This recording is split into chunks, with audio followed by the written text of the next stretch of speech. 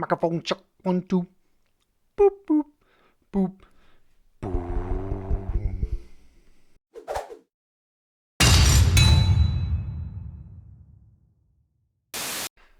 All right, welcome to Smart Home Dumb User. In this video, we answer the question of what the heck's a home assistant. But to get started, if you haven't already, check out the Theory of a Smart Home article on smarthomedumbuser.com. I will drop a link to it in the video description below. The article illustrates how a smart home functions relatively similarly to how our bodies function. A smart home can have ears to listen, called a microphone, a brain to make decisions, called automations, and hands and feet to do something, called a light bulb, or maybe even a voice output. To make it easier to understand what Home Assistant is and what it's not, we'll start with something familiar. Because it's what I have here, I'll use the Amazon Echo as an example. The Echo is the voice assistant from Amazon, better known by its famous wake word Alexa. Obviously, I won't say the wake word here to save the sanity of those with Alexa devices listening in their homes. So I'll just call these Echo devices or Alexa. You're welcome. Generally speaking, all voice assistants, either from Amazon, Google, or Apple for that matter, all have roughly the same purpose and appropriately have the same features. They have ears, their microphone, a brain, which is simply what we configure them to do, and a mouth, the speaker, and some may also have a video output. In this context, Home Assistant's only purpose is to be the brain. It's where we decide what tasks to perform based off the sensor information that it receives. I suppose it would be fair to say the commercial voice assistants like the Echo and Nest are the entire head with ears and eyes and a mouth and a brain, while Home Assistant is just the brain, allowing us to choose what are the body parts we want if we want them at all. I suppose you could say that running Home Assistant allows you to be somewhat of a smart home Dr. Frankenstein.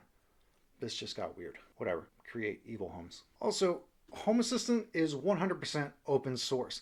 That means its source code is open to review. That means its source code is open to review. Also, Home Assistant is 100% open source. That means its source code is open to be reviewed by thousands of developers around the world, and even you if you wanted to. This means that we don't have to worry about anything running in our smart home that we didn't put there or know was there, know was there in the first place. Lastly, and more importantly, at least to me, it means that nobody's monitoring what I'm doing in my home. Although commercial voice assistants do come with some privacy concerns, they can be an incredibly useful tool. They can set timers, they can call a friend, they can tell you the current weather if you're too lazy to go outside and look for yourself. They can grab a cookie recipe or listen for glass breaking, or they can turn off or on a light, all with the sound of your voice. It's really this speech recognition capability that's at the center of any modern personal assistant. Home Assistant, although it has lots of cool features, its core function is solely smart home control, to be the brain, not to help you set timers or find a better cookie recipe or answer questions about who is the best Golden Girl, because we all know that that's Dorothy and just a silly question to begin with. Home Assistant doesn't natively do any of that stuff. It's simply an app or a website whose primary purpose is to provide full smart home control through a single interface. To better understand one of the key differences, and something I see as a benefit between commercial voice assistants and Home Assistant, let's get an understanding of how voice assistants work. And because it's what I use, again, I'll use the Echo devices as an example, but the other voice assistants work in a very similar manner. So you buy a cool new Wi-Fi smart bulb, you enable the Alexa skill developed by the manufacturer on your Alexa account. The Alexa skill and the manufacturer's cloud service exchange some information in order to perform and complete the integration with the Alexa voice assistant service. When you ask Alexa to turn on the light bulb, that speech instance is whisked off to Amazon where they determine your intent, which is to turn on the light in our example, then determine which integration controls that light, then that integration sends a request to the manufacturer's cloud service, which then whisks back a command to tell your home to turn the light on. It's this operation that requires Alexa and other voice assistants to be connected to the internet at all times. Of course, all of this happens very quickly, and this is somewhat of an oversimplification, but that's the gist of it all. Home Assistant itself does not require any connection to the internet, and although some Home Assistant integrations might need an internet connection, by and large, these are exceptions which can be avoided with proper planning. This offline mode is a primary benefit to Home Assistant, which as of now can't be reproduced by any voice assistant on the market. Hi, me again. There's a reason that the world's largest information conglomerates all want their products in your home. And no, it's not to steal your family cookie recipe or even your credit card number. It's because the information about your day-to-day activity is incredibly valuable to them. It allows them to, based on your behavior, most effectively place their ads or make hunches about what you'd like to do or the products you might be interested in buying. Or it could be they want to determine the most likely search term you'd be using or whether or not you meant to lock the door on your way out of it. These are the honest reasons they want all of the information they can about you. But something else to consider with all this information about you in one location, information such as your email address, your IP address, your user ID, your network SSID, probably a full list of your smart home devices and the respective manufacturers, and perhaps even a camera or two. It makes them a pretty large target for groups that, let's just say, may not have your best interests at heart. It's the 21st century equivalent of the old all eggs in one basket adage. If someone steals the basket, they've got all the eggs. I'll leave that topic alone for now so I don't go too far down a tinfoil hat wearing rabbit hole, but it should absolutely be at the forefront of thought for any even slightly security conscious individual with a heartbeat. Okay, I can stop this ridiculous crap. Let's talk for a minute about why this is important.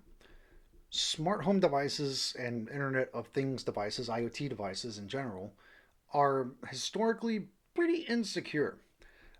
As an example, in the video description below, there's a link to a research study performed by Andrew Halterman at Iowa State University. It's just one article out there out of many, but it provides a really good context about the general lack of good security on smart home slash IoT devices currently on the market. So, because IoT devices, smart home devices, generally lack all kinds of security best practices, and the typical smart home nerd is more worried about functionality rather than security, exposing these devices to the internet in any shape or form is just a horrible idea. And while security through obscurity isn't a best practice by any means, in this context, it's a reasonable mitigation strategy that Home Assistant can help with. I know it might seem like I'm picking on Amazon unfairly in this video so far, and in the interest of fairness, it's worth noting that consumers should be equally concerned with other smart home manufacturers. Devices like Ring, yes, I know it's an Amazon company, but also Google, Nest, and Wyze are some of the top players in the smart home industry, and all are known to have had either their poor security exploited or their users' information compromised. Now, this isn't to place any blame on them or shame them in any way for it happening, but rather to illustrate that your information is vulnerable to compromise at even the largest and, in theory, the most secure companies. So if you're thinking, well, the voice assistant is all a smart home is to me, well, I've got an alternative for you. In a future video or possibly a video series, we'll be setting up a 100% offline voice assistant and fully integrating it with Home Assistant. I'm thinking this will give us about 80 to 90% of the total Echo Nest HomeKit experience, which to me is a compromise that's well worth the added privacy and security. It also means that this same implementation could also be implemented in locations where internet connectivity isn't the greatest. It could be in a remote location or in a vehicle or in an RV without internet. Yes, voice assistants provided by big tech companies are incredibly useful, but there's no need to discard our personal privacy for the latest and greatest in-home tech. Home Assistant helps in this endeavor and is one of the primary reasons I'll focus on it in this channel. I hope this has been an informative video, and if you like it, please give it a thumbs up and let me know in the comments if you think I've left anything out that you feel is important. Also, consider subscribing to the channel for more smart home how-tos and how not-tos, and be sure to stay up to date with all Smart Home Dumb User events and projects via Facebook, Twitter, Instagram, and of course on smarthomedumbuser.com. Until the next time, keep the lights on and don't feed the bears. Get out of here. Go. Get skedaddle. Scram.